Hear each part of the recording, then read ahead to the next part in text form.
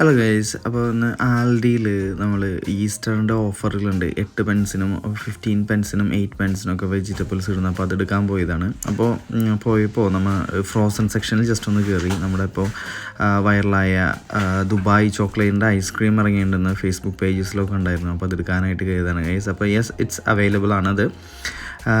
ആൽഡിയുടെ എല്ലാ ഷോപ്പിലും ഐസ്ക്രീം സെക്ഷനിൽ അവൈലബിൾ ആണ്. 399 ആണ് വരുന്നത്. 350 ഗ്രാം, അതായത് ലിക്വിഡ് ലെവൽ പറയുകയാണെങ്കിൽ 500ൻ്റെയാണ് വരുന്നത്.